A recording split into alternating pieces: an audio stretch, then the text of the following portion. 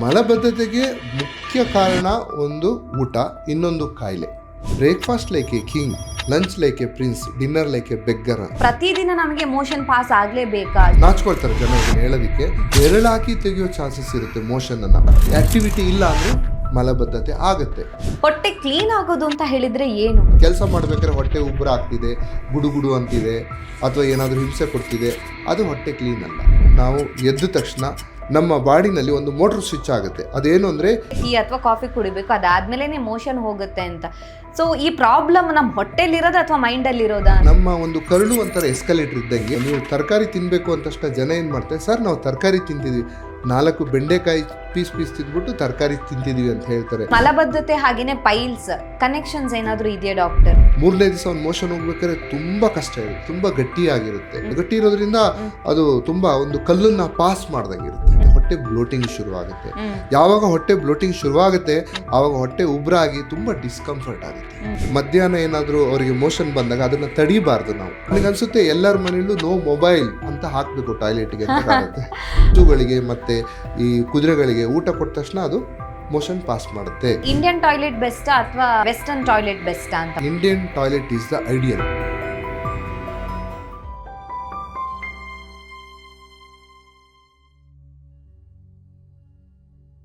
ನಮಸ್ತೆ, ನೀವು ನೋಡ್ತಾ ಇದ್ದೀರಾ ವಿಜಯ ಕರ್ನಾಟಕ. ನಾನು ರಕ್ಷಾ ಕೋಟ್ಯಾನ್.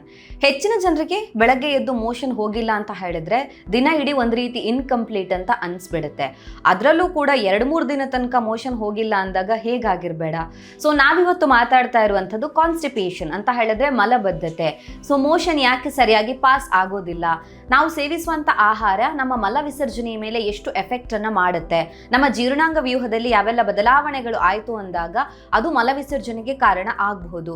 ಇದಕ್ಕೆ ಟ್ರೀಟ್ಮೆಂಟ್ ಹೇಗಿರುತ್ತೆ, ಈ ಎಲ್ಲ ವಿಚಾರದ ಬಗ್ಗೆ ಹೆಚ್ಚಿನ ಮಾಹಿತಿಯನ್ನು ತಿಳಿಸ್ಕೊಡೋದಕ್ಕೆ ಇವತ್ತು ನಮ್ಮ ಜೊತೆ ಇದ್ದಾರೆ doctor Praveen Kumar, senior consultant medical gastroenterology, Apollo hospital, Seshadripuram, Bangalore. Doctor, ಕಾರ್ಯಕ್ರಮಕ್ಕೆ ಸ್ವಾಗತ. ಡಾಕ್ಟರ್, ಈಗ ಮಲ ವಿಸರ್ಜನೆಗೆ ಕುರಿತಾದಂತಹ ಸಮಸ್ಯೆ, ನಾವಿದನ್ನು ಕಾನ್ಸ್ಟಿಪೇಷನ್ ಅಥವಾ ಮಲಬದ್ಧತೆ ಅಂತ ಕರಿತೀವಿ. ಸೊ ಮಲಬದ್ಧತೆ ಅಂತ ಹೇಳಿದಾಗ ಮೋಷನ್ ಸರಿಯಾಗಿ ಪಾಸ್ ಆಗೋದಿಲ್ಲ ಅಂತ. ಸೊ 2 ದಿನಕ್ಕೊಂದ್ಸತಿ ಕೆಲವರಿಗೆ ಮೋಷನ್ ಪಾಸ್ ಆಗುತ್ತೆ. ಸೊ ಪ್ರತಿದಿನ ನಮಗೆ ಮೋಷನ್ ಪಾಸ್ ಆಗಲೇಬೇಕಾ? ಸೊ ನೀವು ಯಾವ ಕಂಡೀಷನನ್ನು ಇದು ಕಾನ್ಸ್ಟಿಪೇಷನ್ ಅಂತ ಹೇಳಿ ಕನ್ಸಿಡರ್ ಮಾಡ್ತೀರಾ ಅಂತ, ಹೇಗೆ? ಮಲಬದ್ಧತೆ ಅಂತಂದ್ರೆ ಕ್ರೈಟೀರಿಯಾ ಪ್ರಕಾರ ಮನುಷ್ಯ 3 ದಿನ ಆದರೂ ಮೋಷನ್ ಪಾಸ್ ಮಾಡ್ತಾ ಇಲ್ಲ. ಕೆಲವು ಬಾರಿ ಜನಗಳು ಹೇಳೋದಕ್ಕೆ ನಾಚಿಕೆ ಪಟ್ಕೊಳ್ತಾರೆ. ಅವರಿಗೆ ಮೋಷನ್ನು ಬರ್ತಾ ಇರಲ್ಲ, ಅವರಿಗೆ ಕೆಲವು ಟೈಮು ನಾಚ್ಕೊಳ್ತಾರೆ ಜನ ಇದನ್ನು ಹೇಳೋದಕ್ಕೆ. ಅದಕ್ಕೋಸ್ಕರ ನಾವು ಯಾರಿಗೆ ಮಲಬದ್ಧತೆ ಇರುತ್ತೆ ಅವರಿಗೆ ಸಪ್ರೇಟಾಗಿ ಕೂರಿಸ್ತೀವಿ, ಅವ್ರ ಮನೆಯವ್ರನ್ನೆಲ್ಲ ಹೊರಗೆ ಕಳಿಸ್ತೀವಿ, ನೀವು ಹೊರಗೆ ಹೋಗಿ ಅಂತ. ಅವರು ಬೆರಳಾಕಿ ತೆಗೆಯೋ ಚಾನ್ಸಸ್ ಇರುತ್ತೆ. ಮೋಷನನ್ನು ಬೆರಳಾಕಿ ತೆಗಿತಾರೆ. ಕೆಲವು ಟೈಮು ವಾಟರ್ನ ಫ್ಲಶ್ ಮಾಡ್ತಾರೆ ಮೋಷನ್ ಹೋಗೋ ಜಾಗದಲ್ಲಿ. ಯಾಕೆಂದರೆ ಅವ್ರಿಗೆ ಅಷ್ಟು ಕಷ್ಟ ಇರುತ್ತೆ, ಹೇಳ್ಕೊಳಕ್ಕಾಗಲ್ಲ. ಬೇರೆಯವ್ರು ಏನಾದರೂ ಹೇಳಿದ್ರೆ ಅಯ್ಯೋ ಇವನು ಈ ಥರ ಮಾಡ್ತಾನೆ, ಬೆರಳಾಗಿ ತೆಗಿತಾನ ಅಂತಾರೆ. ಅಷ್ಟು ಕಷ್ಟ ಇರುತ್ತೆ. ಅಂಥವ್ರಿಗೆ ನಾವು ಕಾನ್ಸ್ಟಿಪೇಷನ್ ಅಂತ ಹೇಳ್ತೀವಿ. 2 ದಿನಕ್ಕೊಂದ್ಸರಿ ಮೋಷನ್ ಆಗಲಿಲ್ಲ ಅಂದರೆ ಅದೇನು ಮಲಬದ್ಧತೆ ಅಲ್ಲ. ಅದು 1 ದಿನ ಅಥವಾ 2 ದಿನ ಆ ಥರ ಮೋಷನ್ನು ಹೋಗಲಿಲ್ಲ ಅಂದರೂ ಅದು ಮಲಬದ್ಧತೆ ಅಲ್ಲ. ಅದು ಕ್ರಾನಿಕ್ ಕಾನ್ಸ್ಟಿಪೇಷನ್ ಅಂತ ನಾವು ಏನು ಹೇಳ್ತೀವಿ, ಅದು ಒಟ್ಟು 6 ತಿಂಗಳಲ್ಲಿ ಡಯಾಗ್ನೋಸ್ ಆಗುತ್ತೆ. 6 ತಿಂಗಳಲ್ಲಿ ಅದು 3 ತಿಂಗಳು ಆ ಪ್ರಾಬ್ಲಮ್ ಇದ್ರೆ ಮಾತ್ರ ನಾವು ಕಾನ್ಸ್ಟಿಪೇಷನ್ ಅಂತ ನಾವು ಹೇಳ್ತೀವಿ. 1-2 ದಿನ ಅವ್ರು ಏನೋ ಲೆಸ್ ಫೈಬರ್ ಡಯಟ್ ತಿಂತಾರೆ, ನಾನ್ ವೆಜ್ ತಿಂತಾರೆ, ಫೈಬರ್ ಇರಲ್ಲ, ಅವರಿಗೆ ಮಾರನೇ ದಿನ ಮೋಷನ್ ಹೋಗಲ್ಲ, ಅದಕ್ಕೆ ನಾವು ಕಾನ್ಸ್ಟಿಪೇಷನ್ ಅಂತ ಹೇಳಲ್ಲ. ಅದಕ್ಕೆ ನಾವು ಹೇಳ್ತೀವಿ ಈಸ್ ಟ್ರೈನಿಂಗ್ ಹಾರ್ಡ್ ಸ್ಟೂಲ್ ಅಂತ ನಾವು ಹೇಳ್ತೀವಿ. ಓಕೆ ಹಾಗಿದ್ರೆ 3 ದಿನ ಆದ್ಮೇಲೆ ಮೋಷನ್ ಪಾಸ್ ಆಗಿಲ್ಲ ಅಂದಾಗ ಅದನ್ನ ಕನ್ಸಿಡರ್ ಮಾಡಬಹುದು. ಮತ್ತೆ ಅವ್ರಿಗೆ ಮೋಷನ್ ಹೋಗೋದಕ್ಕೆ ತುಂಬಾ ಕಷ್ಟ ಆಗ್ತಾ ಇದೆ, ಎಷ್ಟು ಪ್ರೆಷರ್ ಹಾಕಿದ್ರು ಎಷ್ಟು ಪುಷ್ ಮಾಡಿದ್ರು ಮೋಷನ್ ಹೋಗ್ತಾ ಇಲ್ಲ ಅಂದಾಗ ಅದನ್ನ ನೀವು ಕಾನ್ಸ್ಟಿಪೇಷನ್ ಅಂತ ಹೇಳ್ತೀರಾ ಅಂತ. ಡಿಜಿಟಲ್ ಎವಾಕ್ಯುಯೇಷನ್ ಅವಶ್ಯಕತೆ ಇದ್ದಾಗ ನಾವು ಕಾನ್ಸ್ಟಿಪೇಷನ್ ಅಂತ ನಾವು ಹೇಳ್ತೀವಿ. ಓಕೆ ಬಟ್ ಕೆಲವರು ಹೇಳ್ತಾರೆ ಬೆಳಗ್ಗೆ ಮೋಷನ್ ಹೋದ್ರೆ ಅಷ್ಟೇ ಬೆಸ್ಟ್ ಅಂತ. ಹಾಗಿದ್ರೆ ಬೆಳಗ್ಗೆ ಅಷ್ಟೇ ನಮಗೆ ಮಲವಿಸರ್ಜನೆ ಆದರೆ ಮಾತ್ರ ಅದನ್ನು ನಾವು ನಾರ್ಮಲ್ ಅಥವಾ ಆ ಪರ್ಸನ್ ಆರೋಗ್ಯವಾಗಿದ್ದಾರೆ ಅಂತ ನಾವು ಕನ್ಸಿಡರ್ ಮಾಡೋದಕ್ಕಾಗುತ್ತಾ ಅಂತ? ಬೆಳಗ್ಗೆ ಮೋಷನ್ ಹೋಗೋದು ನಾವೊಂದು ಅಭ್ಯಾಸ ಮಾಡ್ಕೊಂಡಂಗೆ. ಇದಕ್ಕೆ ನಮ್ಮ ಪೇರೆಂಟಲ್ ನಮಗೆ ಯಾವ ಥರ ಗೈಡ್ ಮಾಡ್ತಾರೆ, ಪ್ರಾಕ್ಟೀಸ್ ಮಾಡಿಸ್ತಾರೆ, ಅದು ತುಂಬ ಇಂಪಾರ್ಟೆಂಟು. ಈಗ ಚಿಕ್ಕ ಮಕ್ಕಳಿಗೆ ಏನು ಮಾಡ್ತಾರೆ, ಡಯಪರ್ ತೆಗೆದು ಅವ್ರಿಗೆ ಬೆಳಗ್ಗೆ ಕೆಲವು ಅದಕ್ಕೆ ಮೌಲ್ಡ್ಸ್ ಬರುತ್ತೆ ಕೂತ್ಕೊಳ್ಳೋದಕ್ಕೆ, ಕೂರಿಸಿ ಮೋಷನ್ ಮಾಡು ಅಂತ ಹೇಳಿ ಅವ್ರಿಗೆ ಸ್ಕ್ವಾಟಿಂಗ್ ಪೊಸಿಷನ್ ಅಂತ ಹೇಳ್ತೀವಿ. ಆ ಸ್ಕ್ವಾಟಿಂಗ್ ಪೊಸಿಷನಲ್ಲಿ ಕೂರಿಸಿ ಮೋಷನ್ ಮಾಡಿಸ್ತಾರೆ. ಆವಾಗ ನಮ್ಮ ಒಂದು ಮೆದುಳು ಕಂಡೀಷನಿಂಗ್ ಆಗುತ್ತೆ. ಅಂದರೆ ಈ ಮನುಷ್ಯ ಬೆಳಗ್ಗೆ ಎದ್ದು ಮೋಷನಿಗೆ ಕೂತ್ಕೊಳ್ತಾ ಇದ್ದಾನೆ, ಹಾಗಾಗಿ ಬೆಳಗ್ಗೆ ಎದ್ದ ತಕ್ಷಣ ಮೋಷನ್ ಬರುತ್ತೆ. ಬೆಳಗ್ಗೆ ಎದ್ದು ಮೋಷನ್ ಆದರೆ ಒಂದು ಅಡ್ವಾಂಟೇಜ್ ಏನು ಅಂದರೆ ಇಡೀ ದಿನ ಅವ್ರಿಗೆ ಒಂದು ಕಂಫರ್ಟೇಬಲ್ ಇರುತ್ತೆ, ಹೊಟ್ಟೆ ಆರಾಮಾಗಿರುತ್ತೆ. ಇಲ್ಲ ನನಗೆ ಬೆಳಿಗ್ಗೆ ಮೋಷನ್ ಆಗಿಲ್ಲ, ನಾನು ಟೂರ್ಗೆ ಹೋಗ್ತಾ ಇದ್ದೀನಿ, ಕಾರಲ್ಲಿ ಹೋಗ್ತಾ ಇದ್ದೀನಿ, ಆಫೀಸ್ಗೆ ಕ್ಯಾಬಲ್ಲಿ ಹೋಗ್ತಾ ಇದ್ದೀನಿ, ಮಧ್ಯದಲ್ಲಿ ನಿಲ್ಲಿಸ್ಬೇಕಾಗತ್ತೆ ಅಂದಾಗ ಅವ್ನ ಮನಸ್ಸಲ್ಲಿ ಟೆನ್ಷನ್ ಜಾಸ್ತಿ ಇರುತ್ತೆ. ಹಾಗಾಗಿ ಬೆಳಿಗ್ಗೆ ಮೋಷನ್ ಹೋದರೆ ಯೂಶ್ವಲಿ ಅನುಕೂಲ. ಅದಕ್ಕೆ ಪ್ರಾಕ್ಟೀಸ್ ಬೇಕು. ನಾವು ನಮ್ಮ ಬಾಡಿನಲ್ಲಿ ಇವೆಲ್ಲ ಕೆಲವು ರಿಫ್ಲೆಕ್ಸಸ್ಗಳು. ಯಾವ ಥರ ರಿಫ್ಲೆಕ್ಸಸ್ ಅಂದರೆ, ನಾವು ಬೆಳಗ್ಗೆ ಎದ್ದ ತಕ್ಷಣ ಒಂದು ಅವೇಕನಿಂಗ್ ರೆಸ್ಪಾನ್ಸ್ ಅಂತ ಶುರುವಾಗುತ್ತೆ. ಅವೇಕನಿಂಗ್ ರೆಸ್ಪಾನ್ಸ್ ಅಂದರೆ ಏನು? ಅದು ನಾವು ಎದ್ದ ತಕ್ಷಣ ನಮ್ಮ ಬಾಡಿನಲ್ಲಿ ಒಂದು ಮೋಟ್ರ್ ಸ್ವಿಚ್ ಆಗುತ್ತೆ. ಅದೇನು ಅಂದರೆ ಈ ದೊಡ್ಡ ಕಲ್ಲು ಒಂದು ಸೆಗ್ಮೆಂಟಲ್ ಮೂಮೆಂಟ್ ಅಂತ ಶುರು ಮಾಡುತ್ತೆ. ಅದೇನು ಮಾಡುತ್ತೆ, ಈ ಮೋಷನನ್ನು ಹಿಂಡೋದಕ್ಕೆ ಮುಂದಕ್ಕೆ ತಳ್ಳೋದಕ್ಕೆ ಶುರು ಮಾಡುತ್ತೆ. ಅದೊಂದು 20 ನಿಮಿಷ ಇರುತ್ತೆ ಆ ಒಂದು ಮೋಟಾರ್ ಆ್ಯಕ್ಟಿವಿಟಿ. ಹಾಗಾಗಿ ನಾವು ಬೆಳಗ್ಗೆ ಎದ್ದು ಹಲ್ಲುಜ್ಜಿ ಆವಾಗ ರೆಸ್ಪಾನ್ಸ್ ಇದ್ದಾಗ ಇನ್ನೂ 2 ಗ್ಲಾಸ್ ನೀರು ಕೊಡಿದಾಗ ಹೊಟ್ಟೆ ಒಳಗೆ ನೀರು ಯಾವಾಗ ಹೋಗುತ್ತೆ ಆವಾಗ ಇನ್ನೊಂದು ರೆಸ್ಪಾನ್ಸ್ ಶುರುವಾಗುತ್ತೆ, ಗ್ಯಾಸ್ಟ್ರೋಕೋಲಿಕ್ ರೆಸ್ಪಾನ್ಸ್ ಅಂತ. ಆವಾಗ 2 ಸರಿ ಮೋಷನ್ ಈಸಿ ಆದಾಗ ಇಡೀ ದಿನ ಅವನಿಗೆ ಆರಾಮಾಗಿರುತ್ತೆ. ಮಧ್ಯದಲ್ಲಿ ಮೋಷನ್ನು ಬರುತ್ತೆ ಅಂತ ಒಂದು ಭಯ ಇರಲ್ಲ, ಮೀಟಿಂಗ್ ಮಧ್ಯೆ ಎದ್ದೋಗ್ಬೇಕು ಅಂತ ಒಂದು ಗಾಬರಿ ಇರಲ್ಲ. ಹಾಗಿದ್ರೆ ಈಗ ಬೆಳಗ್ಗೆ ಮೋಷನ್ ಹೋಗ್ಬೇಕು ಅನ್ನೋಂಥದ್ದು ನಾವಾಗಿ ಮಾಡ್ಕೊಂಡಿರೋವಂಥದ್ದು, ಅಂದ್ರೆ ನಮ್ಮ ಅನುಕೂಲಕ್ಕೆ ತಕ್ಕನಂಗೆ ನಾವು ಪ್ರಾಕ್ಟೀಸ್ ಮಾಡ್ಕೊಂಡಿರೋವಂಥದ್ದು ಅಂತನಾ? ಹೌದು, ಇದು ಒಂದು ಆರ್ಟ್. ಕಲಿಬೇಕಾಯ್ತು. ನಾವು ಹೇಗೆ ಸಂಗೀತ ಕಲಿತೀವಿ, ನಾವು ಹೇಗೆ ಒಂದು ಚಿತ್ರ ಬಿಡಿಸೋದು ಎಲ್ಲ ಪ್ರಾಕ್ಟೀಸ್ ಮಾಡ್ತೀವಿ, ಮ್ಯೂಸಿಕ್ ಪ್ರಾಕ್ಟೀಸ್ ಮಾಡ್ತೀವಿ. ಹೌದು, ಇದು ಒಂದು ಪ್ರಾಕ್ಟೀಸ್ ಮಾಡಬೇಕು. ತಂದೆ ತಾಯಿಗಳ ರೋಲು ಇದರಲ್ಲಿ ತುಂಬ ಇಂಪಾರ್ಟೆಂಟ್. ಇದ್ರ ಬಗ್ಗೆ ನಾವು ಜನಗಳಿಗೆ, ಮಕ್ಕಳಿಗೆ ಇನ್ಫಾರ್ಮೇಷನ್ ಕೊಡಬೇಕು. ಈ ಥರ ಒಂದು ಬಾಡಿನಲ್ಲಿ ರೆಸ್ಪಾನ್ಸ್ ಇದೆ, ನೀನು ಪ್ರಾಕ್ಟೀಸ್ ಮಾಡಿ, ಈ ಥರ ಕಲಿ, ಈ ಥರ ಬೆಳಿಗ್ಗೆನೆ ನಿಂದೆಲ್ಲ ಆರಾಮಾಗಿ ಮೋಷನ್ ಹೋದರೆ ಇಡೀ ದಿನ ಆರಾಮಾಗಿರುತ್ತೆ ಅಂತ ಕಲಿಸಿದ್ರೆ ಅವ್ರಿಗೆ ಜೀವನನೂ ನೆಮ್ಮದಿ ಇರುತ್ತೆ. ಓಕೆ ಹಾಗಿದ್ರೆ ಬೆಳಗ್ಗೆನೆ ಮೋಷನ್ ಹೋಗ್ಬೇಕು ಅಂತಿಲ್ಲ. ಯಾಕೆಂತ ಹೇಳಿದ್ರೆ ಕೆಲವರು ಇನ್ ಬಿಟ್ವೀನ್ ಡೇ ಅಲ್ಲೂ ನಡುವೆ ಹೋಗ್ತಾರೆ, ಅಥವಾ ಕೆಲವರಿಗೆ ರಾತ್ರಿ ಹೋಗೋ ಅಭ್ಯಾಸ ಇರುತ್ತೆ. ಸೊ ಅದು ಕೂಡ ನಾರ್ಮಲ್ ಅಂತಾನೆ ಕನ್ಸಿಡರ್ ಮಾಡ್ತೀರಾ? ಅದನ್ನು ನಾವು ನಾರ್ಮಲ್ ಅಂತಾನೆ ಕನ್ಸಿಡರ್ ಮಾಡ್ತೀವಿ. ಆದರೆ ಒಂದು ಮಧ್ಯಾಹ್ನ ಏನಾದರೂ ಅವರಿಗೆ ಮೋಷನ್ ಬಂದಾಗ ಅದನ್ನು ತಡಿಬಾರ್ದು. ನಾವು ಅಲ್ಲಿ ಅನುಕೂಲ ಇದ್ದರೆ ಮೋಷನ್ ಹೋಗಬೇಕು. ನಾನು ಆಫೀಸಲ್ಲಿ ಇದ್ದೀನಿ, ಹೇಗೆ ಹೋಗೋದು, ಅದೆಲ್ಲ ಇಲ್ಲ. ಅನುಕೂಲ ಇದ್ದರೆ ಹೋಗಬೇಕು, ರಾತ್ರಿ ಬಂದಾಗಲೂ ಹೋಗಬೇಕು. ಅದು ಯಾವಾಗಲೂ ಮೋಷನನ್ನು ತಡಿಬಾರ್ದು. ಯಾವಾಗ ಮೋಷನ್ ಬರುತ್ತೆ ಹೋಗಬೇಕು. ಓಕೆ ಡಾಕ್ಟರ್, ಹಾಗಿದ್ರೆ ಈಗ ಒಬ್ಬ ವ್ಯಕ್ತಿಗೆ ಕಾನ್ಸ್ಟಿಪೇಷನ್ ಆಗ್ತಾ ಇದೆ ಅಂದಾಗ ಮುಖ್ಯವಾಗಿ ಯಾವೆಲ್ಲ ಲಕ್ಷಣಗಳು ಕಂಡು ಬರುತ್ತೆ? ನೀವು ಮಾತಾಡ್ತಾ ಹೇಳಿದ್ರಿ 3 ದಿನದಷ್ಟು ಟೈಮಲ್ಲಿ ಮೋಷನ್ಸ್ ಪಾಸ್ ಆಗಿಲ್ಲ ಅಂತ ಹೇಳಿದ್ರೆ ಅದನ್ನು ಕಾನ್ಸ್ಟಿಪೇಷನ್ ಅಂತ ಕನ್ಸಿಡರ್ ಮಾಡಬಹುದು ಅಂತ. ಅದ್ರ ಜೊತೆಗೆ ಬೇರೆಲ್ಲ ಲಕ್ಷಣಗಳಂದ್ರೆ ಅವರಿಗೆ ನೋವಾಗುತ್ತಾ, ಬೇರೆ ಏನಾದರೂ ಲಕ್ಷಣಗಳು ಕಂಡು ಬರುತ್ತಾ, ಹೇಗೆ ಅಂತ? ಯಾಕಂತ ಹೇಳಿದ್ರೆ ನಾವು ಕಾಮನ್ ಆಗಿ ಏನು ಮಾಡ್ತೀವಿ ಅಂತ ಹೇಳಿದ್ರೆ, ಒಂದು ದಿನ ನಮಗೆ ಮೋಷನ್ ಹೋಗಿಲ್ಲ ಅಂದರೂ ಅಯ್ಯೋ ನನಗೆ ಕಾನ್ಸ್ಟಿಪೇಷನ್ ಆಗಿದೆ ಅಂತ ಅಂದ್ಕೋತೀವಿ. ಬಟ್ ಅದು ತಪ್ಪು ಅನ್ನೋದನ್ನು ನೀವು ಹೇಳಿದ್ದೀರಾ. ಅದರ ಮೇಜರ್ ಸಿಂಪ್ಟಮ್ಸ್ ಯಾವುದೆಲ್ಲ ಇರುತ್ತೆ ಅಂತ? ಯಾವಾಗ ನಮಗೆ ಈ ಮಲಬದ್ಧತೆ ಶುರುವಾಗುತ್ತೆ ಆವಾಗ ಮೋಷನ್ ಹೋಗ್ದಲೇ ಇರೋದ್ರಿಂದ ಹೊಟ್ಟೆನಲ್ಲಿ ಆ ಮೋಷನ್ ಇರುತ್ತೆ. ಅದನ್ನ ಬ್ಯಾಕ್ಟೀರಿಯಾ ಪ್ರೊಸೆಸ್ ಮಾಡಿ ಗ್ಯಾಸ್ ಪ್ರೊಡಕ್ಷನ್ ಜಾಸ್ತಿ ಮಾಡುತ್ತೆ, ಹೊಟ್ಟೆ ಬ್ಲೋಟಿಂಗ್ ಶುರುವಾಗುತ್ತೆ. ಯಾವಾಗ ಹೊಟ್ಟೆ ಬ್ಲೋಟಿಂಗ್ ಶುರುವಾಗುತ್ತೆ ಆವಾಗ ಹೊಟ್ಟೆ ಉಬ್ರಾಗಿ ತುಂಬ ಡಿಸ್ಕಂಫರ್ಟ್ ಆಗುತ್ತೆ. ಮತ್ತೆ 3 ದಿನ ಆದಮೇಲೆ ಮೋಷನ್ ಹೋಗ್ಬೇಕಾದ್ರೆ ಅದು ತುಂಬ ಗಟ್ಟಿಯಾಗಿರುತ್ತೆ. ಯಾಕೆ ಅಂತಂದರೆ ಎಷ್ಟು ಹೊತ್ತು ದೊಡ್ಡ ಕರಳಲ್ಲಿ ಮೋಷನ್ ಇರುತ್ತೆ ಅಷ್ಟು ಅದನ್ನು ಡ್ರೈ ಮಾಡುತ್ತೆ. ಇದೊಂಥರ ಡ್ರೈಯರು. ದೊಡ್ಡ ಕರಳು ಆ ವಾಟ್ರನ್ನ ಅಬ್ಸಾರ್ವ್ ಮಾಡ್ಕೊಳುತ್ತೆ. 3ನೇ ದಿವಸ ಒಂದು ಮೋಷನ್ ಹೋಗ್ಬೇಕಾದ್ರೆ ತುಂಬ ಕಷ್ಟ ಇರುತ್ತೆ, ತುಂಬ ಗಟ್ಟಿಯಾಗಿರುತ್ತೆ, ನೋವಾಗುತ್ತೆ, ತುಂಬ ನೋವಾಗುತ್ತೆ. ಗಟ್ಟಿ ಇರೋದ್ರಿಂದ ಅದು ತುಂಬ ಒಂದು ಕಲ್ಲನ್ನ ಪಾಸ್ ಮಾಡ್ದಂಗೆ ಇರುತ್ತೆ. ಆ ಥರ. ಇದರಿಂದ ಮುಂದೆ ಅವನಿಗೆ ಪೈಲ್ಸ್ ಆಗ್ಬೋದು, ಬ್ಲೀಡಿಂಗ್ ಆಗ್ಬೋದು, ಫಿಷರ್ ಆಗ್ಬೋದು. ಫಿಷರ್ ಅಂತಂದರೆ ಅದೊಂದು ತುಂಬ ಕಷ್ಟದ್ದು. ಅಲ್ಲಿ ಈ ಮೋಷನ್ ಹೋಗೋ ಜಾಗದಲ್ಲಿ ಒಂದು ಬ್ಲೇಡಲ್ಲಿ ಕುಯ್ದು ಯಾವ ಥರ ಗಾಯ ಆಗುತ್ತೆ ಆ ಥರ ಗಾಯ ಆಗಿರುತ್ತೆ. ಪ್ರತಿ ಸರಿ ಮೋಷನ್ ಮಾಡಬೇಕಾದ್ರೂ ಅವನಿಗೆ ತುಂಬ ನೋವಾಗುತ್ತೆ, ಒಂಥರ ನರಕ. ಕೆಲವರು ಏನು ಮಾಡ್ತಾರೆ, ನಮ್ಮ ಒಂದು ಕಥೆಯಲ್ಲಿ ಬರೆದಿದ್ರು, ಒಬ್ಬನಿಗೆ ಫಿಷರ್ ಇತ್ತು ಅಂತ. ಅವನೇನು ಮಾಡ್ತಿದ್ದ ಅಂದರೆ ವಾರ ಇಡೀ ಹೋಗ್ತಾ ಇರಲಿಲ್ಲ, ನೋವಾಗುತ್ತೆ ಅಂತ. ರಜೆ ಬಂದಾಗ 1 ಬಾಟ್ಲಿ ಹೇಳಬಾರ್ದು, 1 ಬಾಟ್ಲಿ ಕುಡಿದು ಕೂತ್ಕೊಳ್ತಾ ಇದ್ದ ಟಾಯ್ಲೆಟಿಗೆ. ಯಾಕೆಂದರೆ ಅಷ್ಟು ನೋವು ಬರ್ತಿತ್ತು, ತಡ್ಕೊಳಕ್ಕಾಗ್ತಿಲ್ಲ ಅಂತ. ಇದು ಕತೆ ಹೇಳೋದಕ್ಕೆ ಮಾಡಬಾರ್ದು ಈ ತರ, ಅಷ್ಟು ನೋವಿರುತ್ತದು, ತುಂಬಾ ನೋವಿರುತ್ತೆ. ಎಷ್ಟು ನೋವಿರುತ್ತೆ ಹೌದು. ಅನ್ನೋದನ್ನ ಒಂದು ತಿಳಿಸುವಂತ ಒಂದು ಹೌದು. ಹೇಗೆ ಇರುತ್ತೆ ಅನ್ನೋದನ್ನ. ಡಾಕ್ಟರ್, ಹಾಗಿದ್ರೆ ಕಾನ್ಸ್ಟಿಪೇಷನ್ ಉಂಟಾಗೋದಕ್ಕೆ ಅಥವಾ ಮಲಬದ್ಧತೆ ಉಂಟಾಗೋದಕ್ಕೆ ನಮ್ಮ ಯಾವೆಲ್ಲ ತಪ್ಪುಗಳ ಕಾರಣ ಆಗುತ್ತೆ? ಸೊ ನಾವು ಸೇವಿಸುವಂತ ಆಹಾರ ಮಲವಿಸರ್ಜನೆಯ ಸಮಸ್ಯೆ ಉಂಟಾಗೋದಕ್ಕೆ ಕಾರಣ ಆಗುತ್ತಾ, ಹೇಗೆ ಅಂತ? ಹೌದು, ಮಲಬದ್ಧತೆಗೆ ಮುಖ್ಯ ಕಾರಣ ಒಂದು ಊಟ, ಇನ್ನೊಂದು ಕಾಯಿಲೆ. ಊಟದ ಬಗ್ಗೆ ಫಸ್ಟ್ ಹೇಳ್ತೀನಿ. ನಾವು ಊಟದಲ್ಲಿ ಫೈಬರ್ ಕಂಟೆಂಟ್ ಕಡಿಮೆ ಇದ್ದರೆ, ಈಗ ನಾನ್ ವೆಜ್ಜಲ್ಲಿ ಫೈಬರ್ ಕಂಟೆಂಟ್ ಇರಲ್ಲ. ಸೊ ಯೂಶ್ವಲಿ ತುಂಬ ಮನೇಲಿ ಏನು ಮಾಡ್ತಾರೆ, ನಾನ್ ವೆಜ್ ಮಾಡಿದಾಗ ಅವರು ತರಕಾರಿ ಸಾರು ಮಾಡಲ್ಲ, ಬರೀ ನಾನ್ ವೆಜ್ ತಿಂತಾರೆ. ಫೈಬರ್ ಕಂಟೆಂಟು ಮುಂದಿನ ದಿನ ಕಷ್ಟ ಆಗುತ್ತೆ ಮೋಷನ್ ಪಾಸ್ ಮಾಡೋದಕ್ಕೆ. ಅದ್ರ ಜೊತೆ ನಾವು ಸಲಾಡ್ಡು, ಹಣ್ಣುಗಳು ಚೆನ್ನಾಗಿ ತಿನ್ನಬೇಕು. ಯಾವಾಗ ನಾನ್ ವೆಜ್ ಮಾಡಿರ್ತೀರಾ ಸಲಾಡ್ ಚೆನ್ನಾಗಿ ತಿನ್ನಿ, ಹಣ್ಣು ತಿನ್ನಿ, ಕಾನ್ಸ್ಟಿಪೇಷನ್ ಆಗೋದಿಲ್ಲ. ಇನ್ನೊಂದು ನಿದ್ದೆ.